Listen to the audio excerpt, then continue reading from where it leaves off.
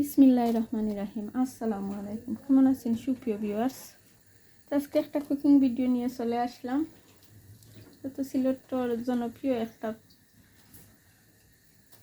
খাড়ি হয়েছে শুটকির খাড়ি। তো আজকে আমি শুটকির খাড়িটা রান্না করে নিলাম। এখানে আমি লাউ পাতা তো গাছের নিস্তনে যেগুলা পাতাই হয়ে গেছে এগুলা কেটে নিছি, তো এগুলা দিয়ে একটা শুটকি শিরা বানিয়ে নিলাম। আর এখানে আলু দিয়ে নিছি, মিষ্টি লাউ দিয়ে নিলাম, মিষ্টি লাউটাও দিয়ে নিলাম। আর এখানে কাঁচামরিচ আর ভেন্ডিটাও কেটে নিছি, বেগুনটাও কেটে নিছি।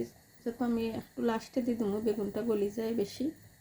আর শুটকিটারে আমি গরম পানি দিয়ে ভিজাই রেখে দিছি গইয়া।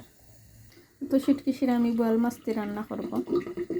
আর এদিকে গজার মাছের শুটকিও দিয়ে নিব শুটকি শিরার মাঝে। গজার মাছের শুটকি আর খাটলোর বিচি একসাথে করে রেখে দিছি।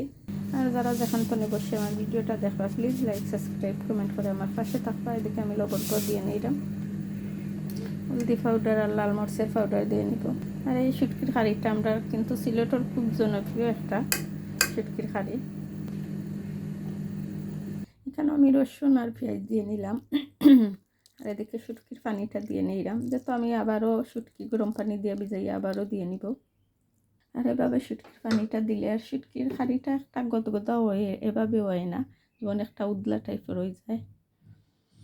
আর এভাবে দিলে পাতলা হয়। আর এদিকে একটা নিরামিষ বানিয়ে নেব। এখানে আমি সব কিছু নিয়ে নিছি, আলু, মিষ্টি লাউ, বাংলা লাউ, টমেটো, সুইটকর্ন সব কিছু দিয়ে একটা ভাজি বানিয়ে নিব। তো আমি প্রথমে বয়েল করে নিছি।